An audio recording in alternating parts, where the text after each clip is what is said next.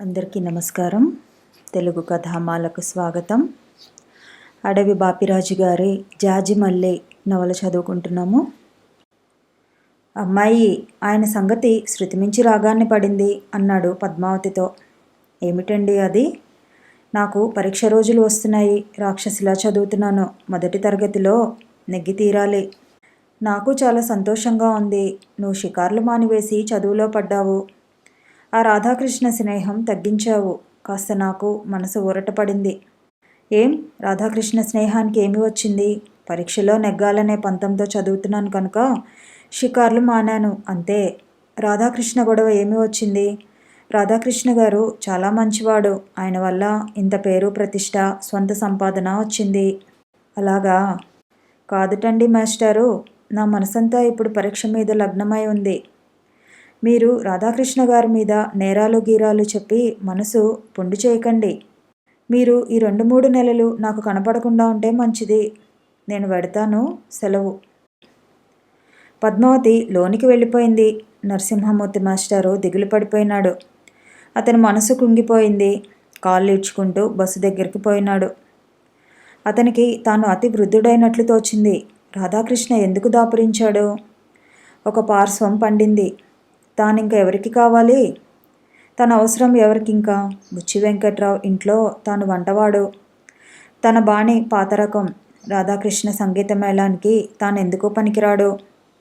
తెలుగుతనం లేని పిచ్చిపాటలు కోరే లోకానికి కళాయుక్తమై పూర్ణ సౌందర్య రూపకమైన తన ఆంధ్రవాణి ఎవరికి అవసరం గనుకను?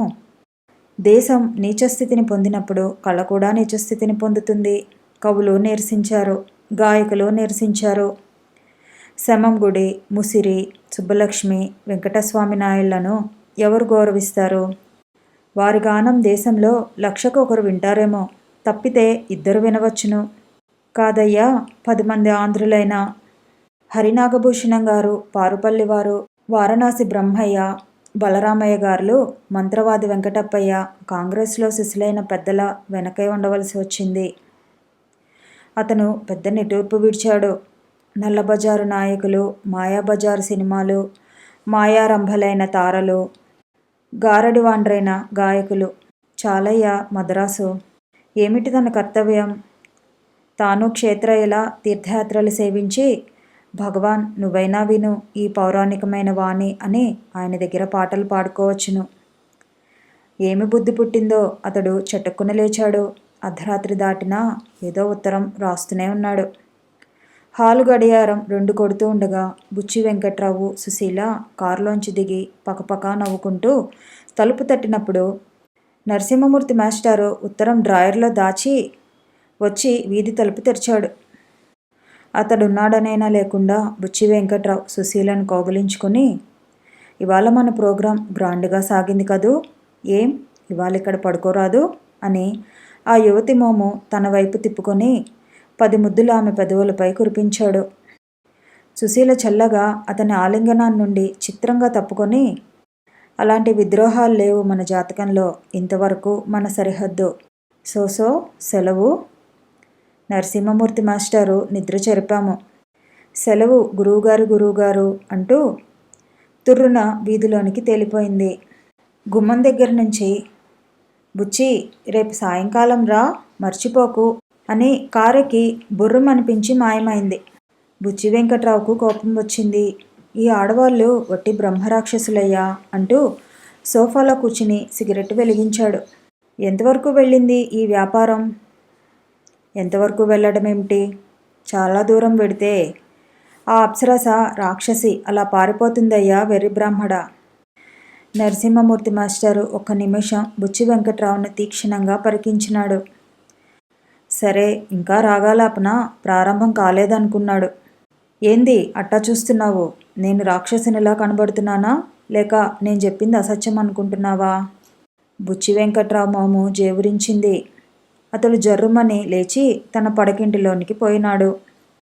మరునాడు చాలా పొద్దెక్కే వరకు బుచ్చి వెంకట్రావు లేవలేదు. మామూలు అలవాటుగా నరసింహమూర్తి మాస్టారు లేవలేదు. పనివారు లేచి ఇల్లంతా సర్దినారు. పని మనిషి వచ్చింది. అంట్లు వేసే నరసింహమూర్తి మాస్టారు కనబడలేదు. వంటగదిలోకి ఎవరూ వెళ్ళడానికి వీలు లేదు కాబట్టి పనివాడు లోపలికి వెళ్ళి చూడలేదు. బుచ్చి వెంకట్రావుకు 9 గంటలకు మెలకువ వచ్చింది. స్నానాల గదిలోనికి వెళ్ళి ముఖం కడుక్కొని కాఫీ కని వచ్చి, మేస్టారు కాఫీ ఏదయ్యా అని పొలికేక పెట్టినాడు. పనివాడు పరుగున వచ్చి, పొద్దున్నుండి ఆయన అలికిడి లేదు స్వామి, ఏందో అని మనవి చేశాడు. ముసలివాడైపోతున్నాడు, ఇంకొకరినెవరినన్నా పెట్టుకోవాలి అంటూ వంట ఇంటి వైపుకు వెడితే బుచ్చి వెంకట్రావుకు తలుపులు వేసే ఉన్నట్లు తెలిసింది. ఏడీ మాస్టారు అని వెంకట్రావు గొనుక్కుంటూ మళ్ళీ మేడ ఎక్కి నరసింహమూర్తి మాస్టర్ గది దగ్గరకు వెళ్తే ఆ తలుపు పైన గొళ్ళెం పెట్టి ఉంది. ఇదేంది చెప్పమా? బుచ్చి వెంకట్రావు తలుపు గొళ్ళెం తీసి లోనికి వెళ్ళాడు. అన్నీ సర్ది ఉన్నాయి. బల్ల మీద తనకు వ్రాసినట్లు కవరు ఉంది. అతడా కవరు చింపి లోని ఉత్తరం చదవటం సాగించినాడు. చిరంజీవి నా పుత్ర సమ్మానుడైన బుచ్చి వెంకట్రావును దీర్ఘాయువుగా, ఆరోగ్యయుతునిగా, బహు సంతానవంతునిగా ఆశీర్వదిస్తూ, నాయనా, చుక్కాని లేని నావలా ఉన్న ఈ చీకు పడవకు నీ హృదయం అనే రేవులో ఆశ్రయం ఇచ్చావు. 63 సంవత్సరాలు గడిచి 64వ ఏడు జరుగుతోంది. ఇంతవరకు నా జీవితంలో అసత్యము, అధర్మము ప్రవేశించలేదు. నేను నీ దగ్గర ప్రవేశించని మునుపు బ్యాంకులో 2000 దాచుకున్నాను. నువ్వు నాకిచ్చిన జీతాలు 1500 వరకు ఉన్నాయి. నువ్వు నీ భార్య బిడ్డలు లేని నాకు బిడ్డలయ్యారు. మీ మీద నా ఆశలన్నీ పెట్టుకుని మీ ఆనందం నా ఆనందం అనుకుని, మీ వృద్ధి నా వృద్ధి అనుకుని సంతోషంతో పొంగిపోయాను. కానీ పరిస్థితులు ఇలా తారుమారు అవుతాయని అనుకోలేదు. పద్మావతి సినిమా తార సగం అయింది, తక్కిన సగము పూర్తి అయిపోతుంది. నువ్వు తారాల మధ్య చంద్రుడవు అయిపోతున్నావు.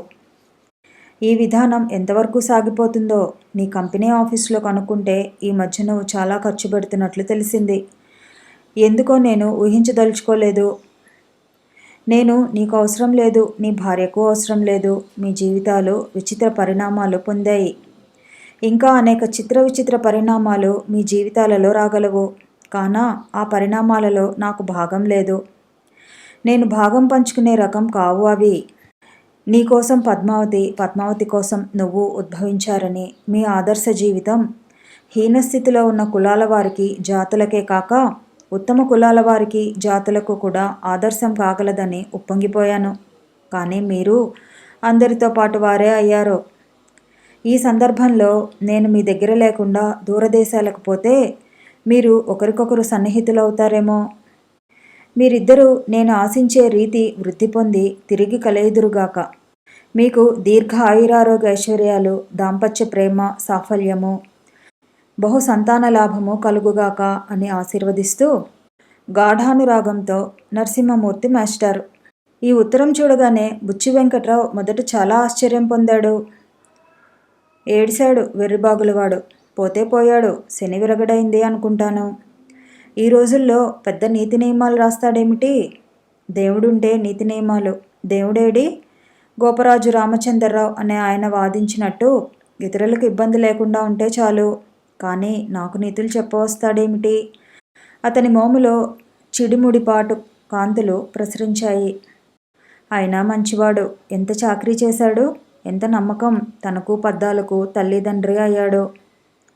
ఎంత ఓపిక, ఎంత నెమ్మది, ఎంత ఆపేక్ష. సరే, ఎక్కడికి వెడతాడు? 4 రోజులు కాగానే వస్తాడు. ఈలోగా తిరిగి రాని. ఆ మర్నాడు బుచ్చి వెంకట్రావు చూసుకున్న ఉత్తరం పద్మావతికి వచ్చింది. ఏమిటి ఉత్తరం అనుకుంటూ పద్మ కవరు విప్పి చదవనారంభించింది. ఉత్తరం సాగిన కొద్దీ ఆమె గుండె దడదడ ఎక్కువ కాసాగింది. ఉత్తరం పూర్తి చేసి కాళ్ళు తేలిపోగా పద్మావతి మంచం మీద కూలపడింది. ఏమిటి మాస్టారే, తమ్ము విడిచి వెళ్ళిపోవటమా? ఇంకేముంది, ఇంకా తనకు సముద్రమే దిక్కు. ఆమెకేదో భయం పట్టుకుంది. తాను తన భర్త దగ్గరకు వెళ్ళటానికి భయమేసింది. వెళ్ళి ఏమిటి అని నరసింహమూర్తి మాస్టర్ని గురించి అడగాలని. కానీ ఏమీ అడుగుతుంది? ఆయన చాలా దూరమైపోయాడు. తమను గురించి ఆయన అలా రాసినాడేమిటి? ఏమిటి అలా వెళ్ళిపోయినాడేమిటి? తన గతి ఏమిటి? ఆమెకు కళ్ళు తిరిగిపోయినాయి. నరసింహమూర్తి మాస్టర్ రాసిన ఉత్తరం చదువుకున్నప్పటి నుండి పద్మకు ఉద్భవించిన ఆవేదన నానాటికి ఎక్కువైపోయింది. తనకెంత విసుగు ఉద్భవింపజేసినా నరసింహమూర్తి మాస్టారు తన దగ్గరికి రావటం మాయమైపోగానే ఆ లోటు ఆమెకు రోజురోజుకు ఆందోళన ఎక్కువ చేయసాగింది. సాయంకాలం కాగానే ఆయన వస్తాడన్న భావం, అతడు రాకపోయేసరికి గుండె గుభేలుమనడము. 4 రోజులు గడిచేసరికి పద్మావతికి భరింపరాని బాధ కలిగింది. ఏమయ్యాడు, ఎక్కడ బాధపడుతున్నాడో, సముద్రంలోనో ఏ రైలు కిందో పడి ప్రాణం తీసుకోలేదు కదా. ఈ మధ్య తాను సముద్ర తీరానికి వెళ్ళినా సముద్రం కానీ, ఇసుక తిన్నెలు కానీ, కెరటాలు కానీ, నీర దూరాలు కానీ కనబడటం మానివేశాయి. కారులు, జనము, రేడియో సంగీతము, జనుల ఘోష, వేషలు, భాషలు ఒత్తుగా ఘాటంగా కమ్ముకు వచ్చి కనబడతాయి. అలాంటిది నేడు నరసింహమూర్తి మాస్టారు ఆమె జీవితంలోంచి మాయమైపోయినప్పటి నుండి ఆమెకు సముద్రం ఎంతో దూరంగా చిన్న కెరటాలతో దృశ్యం కాసాగింది. సముద్రపు చేపలు నీటిలో ప్రాణరహితమై తేలిపోయి కనబడినవి. ఎక్కడ చూచినా మండిపోతూ ఇసుక ఎడారిలా సముద్రము, ఇసుక తీరాల బయళ్ళు ఆమె మనోనేత్రాలకు గోచరించినవి. ఆమె కన్నులు మూసుకోలేదు, కన్నులు తెరిచి ఉంచుకోలేదు. నిద్ర ఎండిపోయింది, నుదురు మండిపోతున్నది, ఒళ్ళు సలసలా కాగిపోతున్నది. ఆమె ఆంధ్ర మహిళా సభలో ఉండలేకపోయింది, భర్త దగ్గరకు వెళ్ళలేదు, సుశీల కడకు పోలేదు. ఏమవుతుంది తన బ్రతుకు? ఎందుకు ఈ ఆవేదన? అందరికీ ఇలాంటి పరిస్థితులు సంభవిస్తాయా? వారికి ఏవో సంఘటనలు జీవితంలో ప్రత్యక్షం అవుతూనే ఉంటాయి. ఊహించుకోలేని కష్టాలు వారికి కలుగుతున్నాయి. అవ్యక్తమైన ఆశయాలు, వ్యక్తావ్యక్తమైన ఆశలు వారికి ఉన్నాయి. తనకింత బాధ ఏమి? తన మనసుకు ఇంత కుదురు లేదేమి? శ్రీమతి దేవిని తనతో రమ్మని పద్మ ఆహ్వానించింది. ఎక్కడకు పద్మ? రండి అక్క, నన్ను మీరెక్కడికైనా 4 రోజుల పాటు తీసుకుపోండి. మనం ఇద్దరమే. ఏమిటి అసలు విషయం? నన్ను ఎక్కడికైనా సరే తీసుకువెళ్ళండి. 4 రోజుల పాటు ఈ స్థితే నాకు ఉంటే నన్ను మోదవాకం పిచ్చాసుపత్రిలో చేర్పించవలసిందే. నీ చదువు మాట. తిరిగి వచ్చి ఆలోచిద్దాము అక్క. నా ప్రార్థన అంగీకరించండి. నా హృదయంలో ఉన్నది అంతా మీతో ఏమీ చెప్పుకోగలను. సరే పద్మ, హంపి యాత్ర చేసి వద్దాము. లేపాక్షి, పెనుగొండ, బేలూరు, హలిబేడు, శ్రావణ బెలగొల, మైసూరు, శివసముద్రం ఇవి మనం చూసి వచ్చేవి. చాలా బాగుంది. మనం ఇద్దరమే, ఇంకెవ్వరూ వద్దు. కానీ నాకు ఈ పనుల్లో తీరిక ఏది పద్మ? ఎలాగో తీరిక చేసుకోండి, ఖర్చంతా నాదే. నాకు అతిథిగానే, గురువుగా మీరు రావాలి. సరే, ప్రిన్సిపాల్ గారి సెలవు తీసుకుని బయలుదేరదాము. రేపు శనివారం బాగుంటుంది. ప్రిన్సిపల్ గారికి తన సంగతి అంతా చెప్పుకొని పద్మావతి ఆమె కడ సెలవు తీసుకుని శ్రీమతితో బయలుదేరి యాత్ర ప్రారంభించింది. పాఠశాలలో ఇతరులెవరికీ ఈ యాత్ర విషయం తెలీదు. వీరిరువురు చల్లగా వచ్చి సెంట్రల్లో బొంబాయి మెయిల్ ఎక్కి గుంతకల్ చేరుకున్నారు. అక్కడి నుండి రైలు మారి హోస్పేట చేరి హంపి చేరుకున్నారు. హంపిలో డాక్ బంగ్లాలో మకాం పెట్టి 3 రోజుల పాటు శిథిలాలన్నీ చూచారు. శ్రీకృష్ణదేవరాయల భువన విజయం ఇవాళ ఎలా ఉందో చూడు. ఇలా ఒక మహానగరం శిథిలం కాకపోతే మనకు ఈ మహా అద్భుత ప్రదర్శనశాల ఉండేదా పద్మ? అదేమిటండి అలా అంటారు? ఆనాడు తల్లికోటలో జరిగిన భయంకర పరాభవం ఆంధ్రుల చరిత్రనే కాకుండా భారతీయ చరిత్రనే మార్చేయలేదండి అక్క. అవునమ్మా, నేను చరిత్రలో అలా జరగటమే మంచిదనే మతిలేని దాన్ని కాదు. ప్రతి చెడ్డలోనూ మంచి కూడా ఉందని. వారు హజారు రామస్వామి, విఠలనాథ, కోదండస్వామి, విరూపాక్షస్వామి వారల దేవాలయాలన్నీ దర్శించారు. సరిగమ పదనిస అని పాడే సంగీత స్తంభం పరిశీలించారు. రాతిరథం ఆనందాశ్చర్యాలతో దర్శించారు. విజయనగర శిల్పంలో మనుచరిత్ర లాంటి కావ్య సౌందర్యం ఉందని శ్రీమతి కరుణామయి పద్మకు బోధించింది. హంపి నుండి బయలుదేరి పెనుగొండ లేపాక్షి వెళ్లారు. విజయనగరం తర్వాత పెనుగొండే ఆంధ్ర సార్వభౌముల రాజధాని. అంతకుముందు చక్రవర్తులు వేసవికాలాలు పెనుగొండలో ఆ చల్లటి ప్రదేశాలలో గడిపేవారు. పెనుగొండలోనూ విజయనగర సామ్రాజ్య చిహ్నాలు హృదయాలకు ఏవో ఆవేదనలను కలుగజేస్తాయి. లేపాక్షి క్షేత్రానికి సంబంధించిన పూర్వగాథలు తెలుసుకుంటూ ఆ విచిత్ర దేవాలయాన్ని, అందున్న అద్భుత శిల్పాన్ని, విచిత్ర చిత్రలేఖనాలను గమనిస్తూ వారిరువురు జగత్తును మర్చిపోయారు. అక్కడి నుండి మైసూరు రాష్ట్రంలో హోయసాల శిల్పుల సంపూర్ణ అలంకార స్వరూప మహాభావ విన్యాస దార్శనికాలైన దివ్య శిల్పాలను బేలూరు హలిబేడులలో వారు దర్శించారు. అక్కడి నుండి శ్రావణబెళగొలలో గోమతేశ్వరుణ్ణి దర్శించారు. ఎందుకు అక్క మనుష్యుడు కొండల లాంటి ఈ మహాశిల్పాలను సృష్టిస్తాడు అని పద్మావతి ప్రశ్నించింది. చెల్లి, మనలో అతి సూక్ష్మ శరీరము ఉంది, అతి స్థూలమైన ప్రపంచము ఉంది. అతి సూక్ష్మ భావాలే పారలౌకిక విశ్వంలో విశ్వస్వరూపాలైన భావాలు. వానికి రూపకల్పన చేసేటప్పుడు ఈ పర్వతాల్లాంటి శిల్పాలను సృష్టిస్తారు. మైసూరులో వారు బృందావన వన సౌందర్యం, గరిసెప్ప జలపాతం, అద్భుత ప్రకృతిదేవి ఆనంద తాండవం చూచినారు. ఈ తాండవ భావం ప్రత్యక్షం చేసుకొనటానికి వారు చిదంబరం చేరినారు. శ్రీమతి పద్మావతికి నటరాజ భావం వర్ణించి చెప్పింది. సృష్టి స్థితి లయాత్మకమైన లీలలి నాట్యభావములు. అందుకనే ఆంగికం భువనం యస్య వాచికం సర్వవాంగ్మయం ఆహారం చంద్రతారాది తన్న మస్సాత్మికం శివం. ఆనంద తాండవాదులు గౌరీశంకర మహాభావరూపాలు. శంకరాచార్యులు సౌందర్య పరమావధి దేవీభావంలో, ఆనంద పరమావధి శైవ భావంలో దర్శించినాడని శ్రీమతి అన్నది.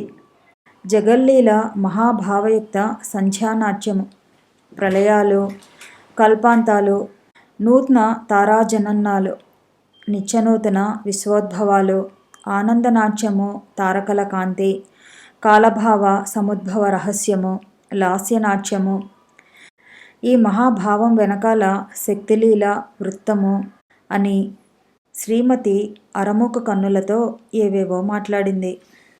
పద్మావతి యాత్రకు వెళ్ళిందని బుచ్చి వెంకట్రావుకు తెలిసేసరికి అతనికి ఆశ్చర్యము, కోపము, ఏదో భయము కలిగినాయి. ఎందుకు వెళ్ళింది తనతో చెప్పలేదే? ఇంత స్వతంత్రించిందే? ఆంధ్ర మహిళా సభ కళాశాల ముఖ్యాచారిణి తాను పద్మావతిని చూడటానికి వెళ్ళినప్పుడు తనతో కొంచెం గట్టిగా మాట్లాడింది.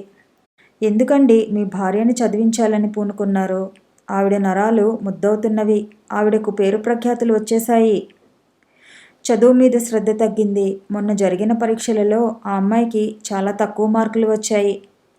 అంతకుముందు వచ్చిన మార్కులను బట్టి ఆలోచించడానికి వీలు లేదు. ఈ మధ్య ఎక్కడా సంగీత సభలు ఒప్పుకోలేదు కదా అండి? నిజమేనండి. సంక్రాంతి ముందు నుంచి అలాగనే చదువు సాగించింది. కానీ జీవితం అంతా సంగీతం పదవి ఉన్న ఆ బాలికకు చదువుకు తావులేదు. చదువు కోసం సంగీతం మానుకునేసరికి ఆ అమ్మాయికి నరాలు పట్టు తప్పిపోతున్నవి. మతి తారుమారవుతున్నది. మీ సలహా ఏమిటండి? చదువు మానిపించి ఒకసారి ఇంటికి తీసుకువెళ్ళండి. పరీక్ష రోజులు 3 నెలలే కదా అండి. ఉంటా. ఏమి లాభం? బుచ్చి వెంకట్రావు తల వాల్చుకున్నాడు. అధ్యక్షురాలికి నమస్కరించి వచ్చి కారులో కూర్చున్నాడు. కారుని తానే నడుపుకుని వచ్చినాడు. ఎక్కడికి పోవాలో అతనికి తెలియలేదు. అతనికి సుశీలాదేవిని సలహా అడుగుట ఇష్టం లేదు. తాను తన భార్య అంటే చాలా ఆపేక్షగా ఉంటాడని ఆమె అనుకుందేమో. అనుకుంటే తప్పేమి అని మళ్ళీ అనుకున్నాడు. ఆమెతో ఈ విషయం చర్చించకూడదని అతడు నిశ్చయం చేసుకున్నాడు. అతడు వెంటనే సుశీల దగ్గరకు కారు పోనిచ్చినాడు. సుశీలకు పద్మావతి హంపి మొదలైన క్షేత్రాల యాత్రకు వెళ్ళిందని బుచ్చి వెంకట్రావు చెప్పగానే మంచి పనిదా చేసిందని ఆమె వెంటనే అన్నది. అదేమిటి, ఈ యాత్ర మంచిదే అంటావు సుశీల? తప్పక తిరగని దేశాలు. ఏమయ్యా, యాత్ర వల్ల వచ్చే జ్ఞానం జన్మంతా చదివినా రాదే. వెళితే వెళ్ళని, నాకేమి గాని. నీ భార్య సంగతి నీకుదా అక్కరలేదా? భార్య అని ఒళ్ళో పెట్టుకుని తిరుగుతారా? ప్రేమ ఉంటే అంతేదా? ప్రేమ ఉంటే కూడా ముభావంగా ఉన్నట్లు కనబడే భార్యాభర్తలు లేరా? కాబట్టి నీకు నీ భార్య అంటే బాగా ప్రేమ అన్నమాట. అప్పిడి ప్రపంచం సంగతి చెబుతున్నాను గాని చిత్రంగా ఉంది నీ సంగతే. ఇంతకు నీకు నీ భార్య మీద బాగా ప్రేమ ఉందా లేదా? సొల్లు. బుచ్చి వెంకట్రావుకు సుశీల అనే మాటలకు చాలా కోపం వచ్చింది. మీ ఆయన పెద్ద మేడ తీసుకున్నాడు. శుభముహూర్తం చూసి అందులో ప్రవేశించాలి. త్వరలో సినిమా పని ప్రారంభించాలి. మీ ఆయన నాకు అప్పగించిన సోమేశ్వరరావు అచ్చు పనులన్నీ చేస్తున్నాడు. ఏమి కథో మనం ఆలోచించలేదు సుశీ. సుశీల బుచ్చి వెంకట్రావును సోఫాలో కూర్చోబెట్టి అతని పక్కగా దగ్గరగా కూర్చుంది. అతని మెడ చుట్టూ చేయి వేసి కుడి చేత్తో జుట్టు సవరించసాగింది.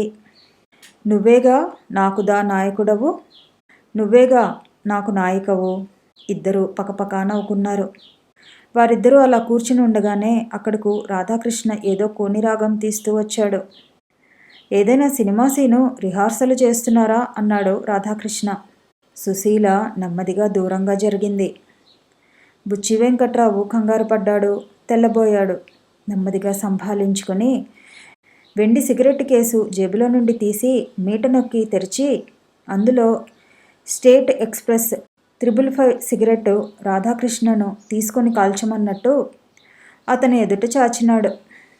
నేను 3 క్యాజిల్స్ తప్ప ఇంకో రకం కాల్చను కదటయ్యా.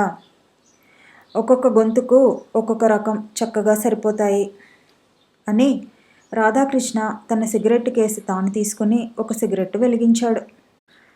కథ కొనసాగుతుంది. మళ్ళీ కలుసుకుందాము. ఈ వీడియో నచ్చితే లైక్ చేయండి, షేర్ చేయండి, కామెంట్ చేయండి, ఛానల్ను సబ్స్క్రైబ్ చేయండి.